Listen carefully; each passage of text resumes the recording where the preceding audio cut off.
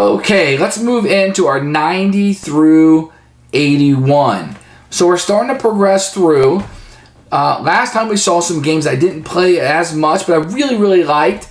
And I was kind of, they may go up or down. You know, I was like, in the future, this may change. And I felt unsure of a lot of those versus the honorable mentions that I said.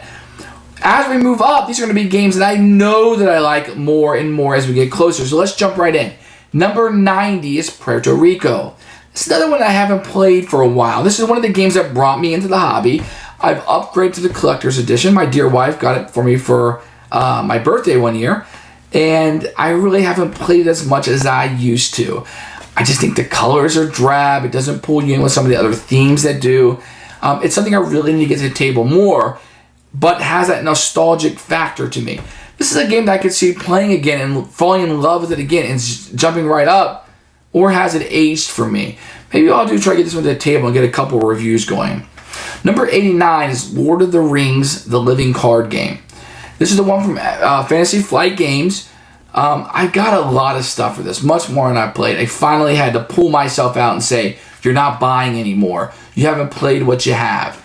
I think I'm done buying in, but what I have is plenty. I don't know if I'm going to keep it all. I tried to get into some of these LCGs. I tried Star Wars. I tried Lord of the Rings, the Game of Thrones. I even tried Netrunner a little bit. And Lord of the Rings is the one I think fits my gaming style the best. I think I play this solo, and I'll just play two hands, but I really enjoy the universe and what comes up in it.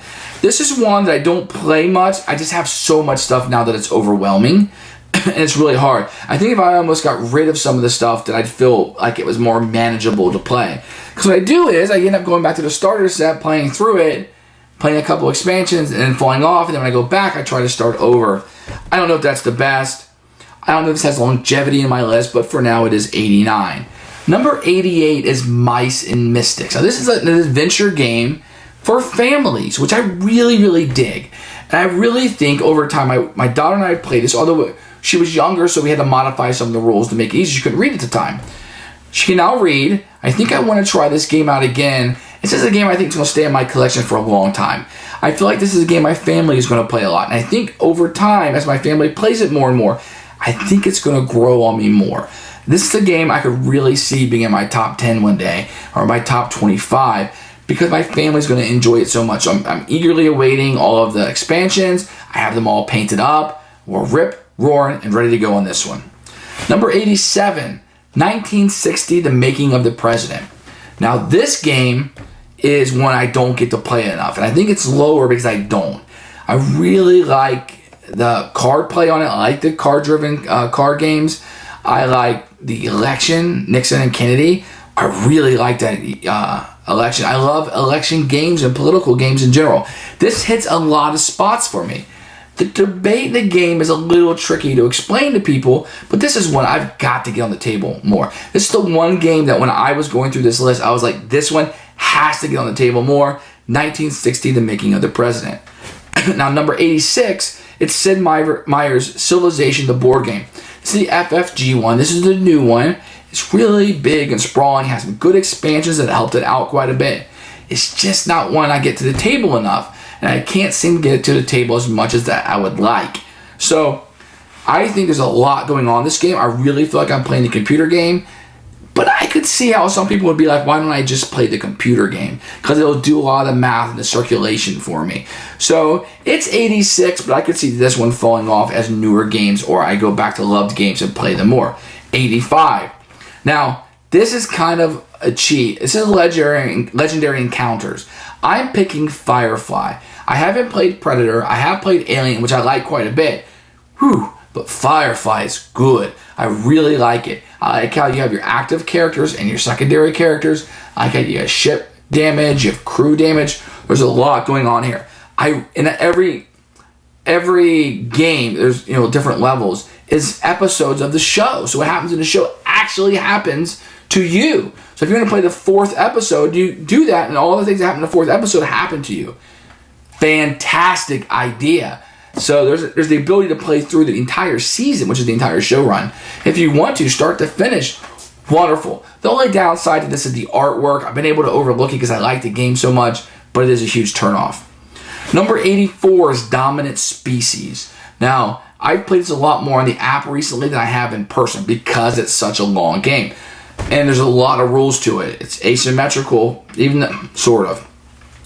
Each of the 6 species have different powers and react differently. And so you'll want to play that species differently.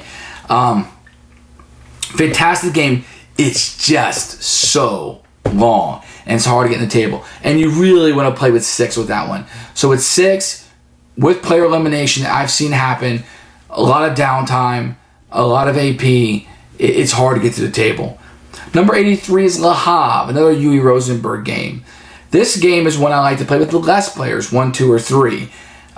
It's one of those games where I got to feed people, I got to get resources to turn into buildings to get victory points. It just works for me. And this one is highly coveted and very, very famous for what it is. Number 82 is TI3, Twilight Imperium 3. This is one of those perfect games to me. The reason why it's so low, I don't get to play it very much because you really need a set amount of people and it's really long. But it has everything that you would want in this game. Some people complain it doesn't have enough combat. That may be the case, but it is wonderful. Eclipse, Hegemonic, all those games do not replace Twilight Imperium 3. Number 81 for me, the last on this list, is A Few Acres of Snow. Some people think it's broken. I have purposely stayed away from that. I don't play it enough to figure out what's broken and what's not, but I really love deck builders. And I like the combat on the board. And I like the history of this game. I really like it. I just have to recommend that you stay away from the spoilers and the brokenness. If you find that broken part, then have the other player play the one that's broken, and you have to try to combat against it. Or, I believe Martin Wallace has come in and made new rules that takes it out of the equation. So just start with that alternate setup, an alternate way to play. Few Acres of Snow, really good game. That's my 90 to 81. I hope that you agreed with some of them. I hope that maybe you found some games that you've never heard of before. Feel free to comment, subscribe to the channel. It always helps things out. We're trying to get up to 500 right now. That's our next milestone. Thank you so much for watching and taking an interest in this channel and our thoughts on board game reviews. Until next time, this is Purge Reviews.